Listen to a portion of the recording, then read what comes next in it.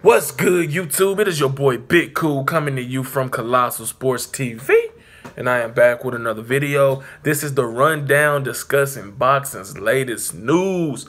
First up, the WBO has officially ordered Shakur Stevenson and Joet Gonzalez to start negotiations for that title fight, which will be for the vacant WBO junior lightweight title, or excuse me, featherweight title, that was recently vacated by Oscar Valdez, who is targeting WBC junior lightweight champion Miguel Berchelt at his first fight at 130.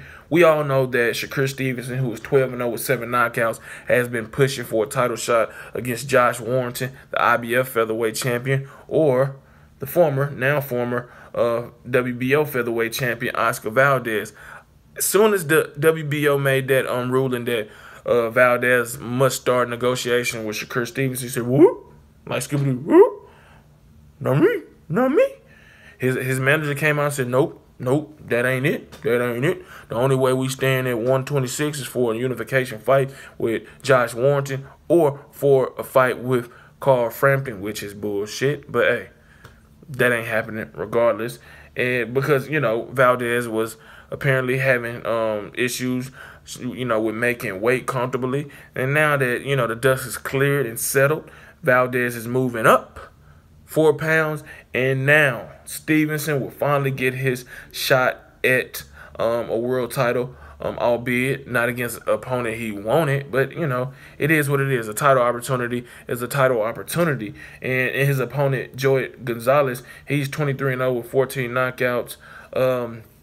You know what I'm saying? He's a solid fighter, but this fight should go in the way of Shakur Stevenson, who is a 2016 Olympic silver medalist. He's a boxer, puncher. He's managed by Jay Prince and Andre Ward, promoted by Top Ranking by Barham.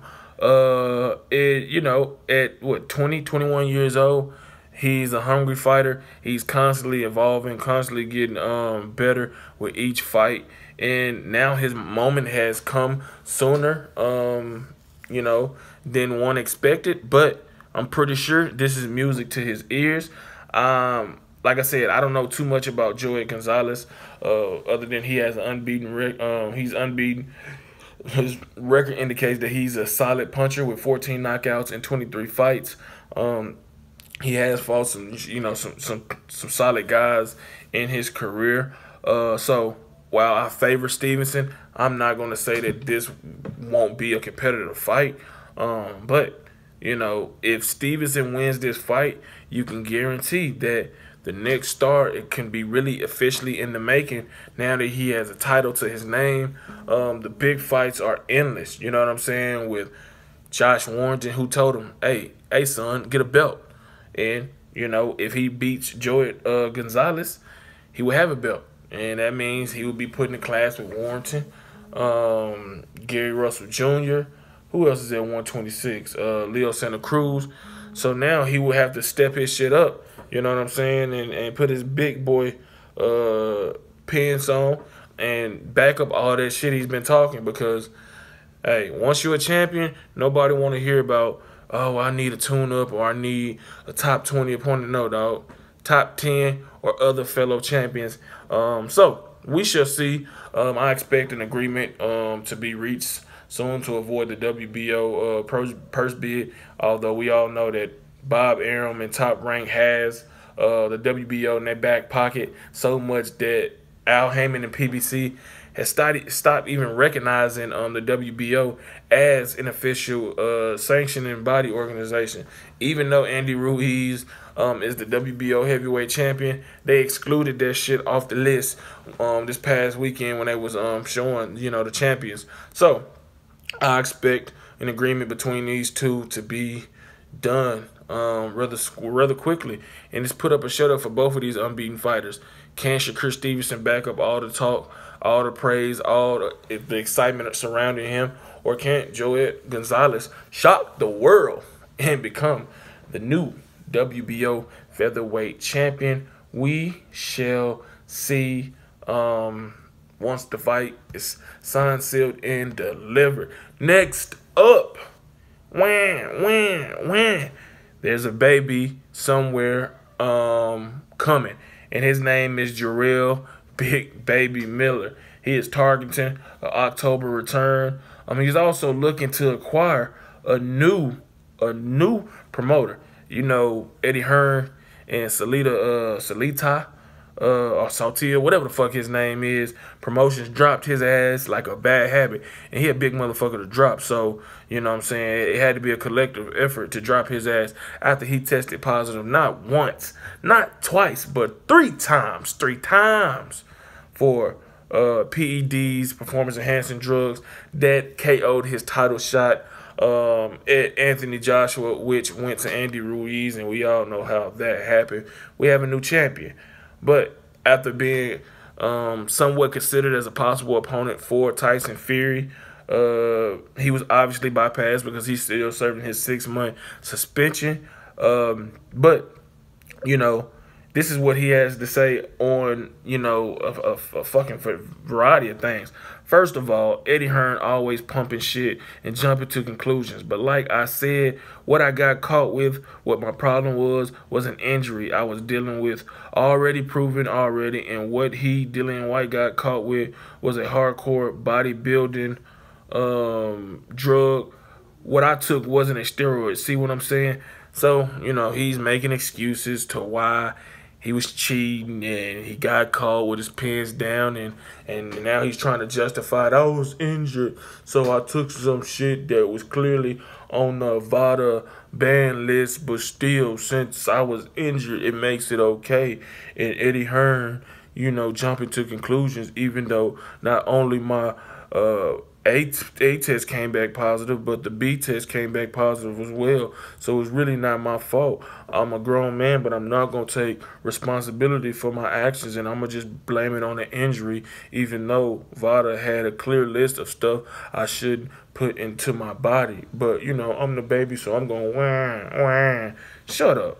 Look, you know what I'm saying? He put himself in this situation. You know, I wouldn't be surprised if he signs with top-ranking Bob Arum, who have, you know, discussed some things with him. He was at the Tyson Fury-Tom Schwartz fight where, you know, pictures were taken of him, and, you know, he discussed briefly that he signed or that he had discussions with Bob Arum. You know, why wouldn't he sign? You know what I'm saying? You got Tyson Fury over there. You got Krubot Pulev, you know, a guy that is a respectable contender. You know, he doesn't have the deepest stable of heavyweights, but, I mean, look, at the end of the day, if you want a big fight and you win and, you know, you draw enough intrigue as a contender, the fight will get made. You know what I'm saying? Look at Andy Ruiz, Anthony Joshua. You know, Miller also stated this, and I'll post the links to all these articles in the description box below from 3kingsboxing.com. He said this: all my promotional contracts are scrapped right now. I'm working on a new deal. I'm trying to figure it out. I'm actually going through a court case with Dimitri Salita and Gary Cohen Promotions because I want to benefit my career and health and see the promotions that got my best interest. Know what I'm trying to say? So listen, I don't want to be bothered with those guys no more. I have control of my career and made the right decision. You know, so I mean, look, he say, you know, he trying to get away from them. I think it's the other way around. They suing his ass for breach of contract, for doing that dirty shit. At the end of the day, Jarrell Miller has a long way to go, a long way to go before he gets the respect of the boxing fan, his peers, promoters, everywhere. And not just the respect, but he going to have to regain that trust. Because a lot of motherfuckers looking at him like, now, this big 300-plus man throwing all them punches and bunches each round for 12 rounds, not getting tired.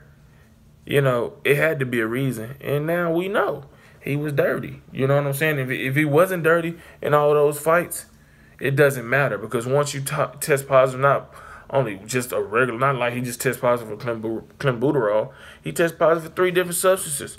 So he doesn't get the benefit of the doubt. He's going to have to go 2, 3, 4 years of strenuous drug testing without testing positive for anything, not even for blood pressure medicine.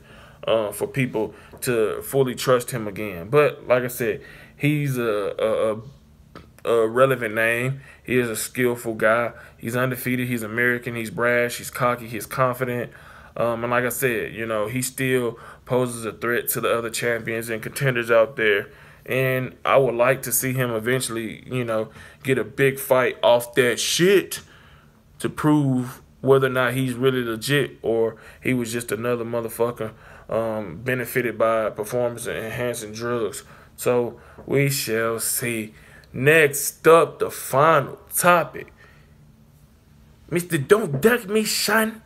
Mr. I ain't scared of taking the L, son. Mr. I'm the doctor. I got the medicine for Pacquiao. Even though I don't got the medicine, I took an L to Pacquiao. Keef Thurman, in an interview with TMZ Sports, said that he want that get back right now. He eating Hogan buns, ice cream, whatever the fuck he was talking about in that interview. You know what I'm saying? He was talking big shit. I'll post a link in the description box below, as well as the article from 3kingsboxing.com. But, he was talking big shit.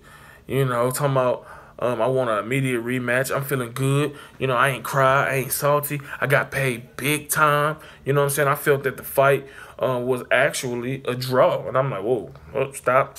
Nope, reverse that. Don't say that.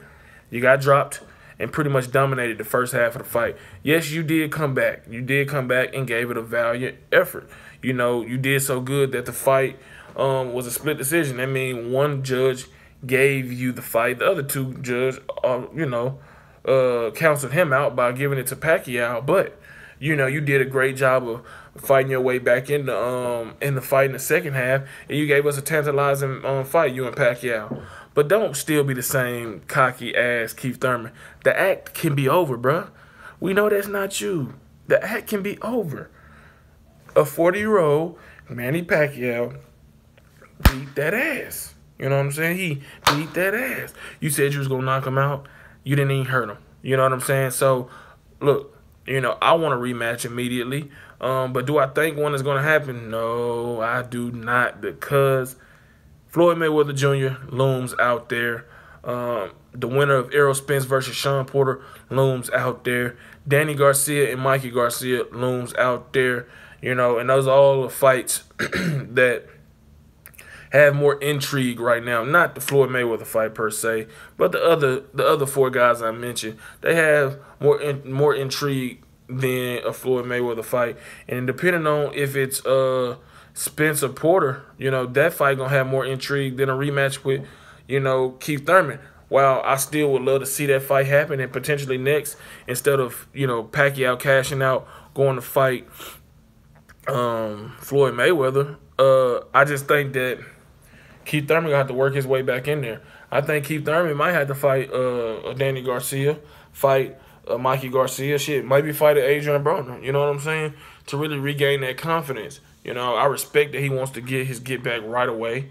And why wouldn't he? You know what I'm saying? He suffered his first professional loss. He lost his WBA welterweight title, and he's just want to still remain as a top welterweight with a belt. He's still one of the best welterweights in the business, but he definitely lost a lot of luster and a lot of pizzazz to his name now that he's beltless, and he knows that. So I guess the only leg he has to stand on is a rematch with Manny Pacquiao and to still talk that same shit, because he said, I might have to go over there and fly to the Philippines just to get, to hash out a contract with Manny Pacquiao. You know what I'm saying? He said the people in the Philippines love him, and all that good shit. So I don't know. I think that he could be in between a rock and a hard place, depending on what Manny Pacquiao decides to do. If Manny Pacquiao elects to fight Danny Garcia or Mikey Garcia or one of the guys in the WBA rankings, that forces Keef Thurman to assess his options. Both guys have made it clear that they're not going to fight again in 2019. So 2020 will be here in a few months, and they have to make a decision then. But if Pacquiao decides to go a different route, then that's going to freeze out Keef Thurman, and he's going to be forced to fight, somebody, maybe Jamal James. Jamal James is close for title opportunity. You know, his victory over Antonio DeMarco, you know, it pushes him closer and closer to a shot at Manny Pacquiao. But we have to see, man. Whatever Keef Thurman's gonna have to do, his next move gonna have to be his best move, because at 30 years of age and being quite inconsistent before his last two fights of this year, he can't afford to have a long break again, because these guys are sharpening. Iron sharpens iron. You know, Porter, Spence gonna sharpen each other. Pacquiao still fighting. Jamal James, Terrence Crawford, Danny Garcia, Mikey Garcia, all these guys are fighting and fighting each other, and it's going to leave him out in the cold. So we shall see if we get an immediate rematch between Manny Pacquiao and Keef Thurman for 2020. It's just a wait-and-see game with both of these guys, because Manny Pacquiao right now is back in the Philippines handling his senator duties, and you know, he's not going to fight for the rest of the year. And he's still a session shit with Floyd Mayweather, because, you know, at the drop of a dime, Floyd Mayweather can announce his return, and everybody's going to start what they're doing. So if you like this video, give it a thumbs up. Make sure you hit that subscribe button if you enjoy the content throughout the channel. Drop your comments in the comment section down below, giving me your thoughts on these topics. Shout out to the movement and everybody that is moving with us. Be sure to check out 3kingsboxing.com for your latest and greatest updated, unfiltered, and unbiased boxing news and information reported the way it should be. Until next time, I am out. Peace.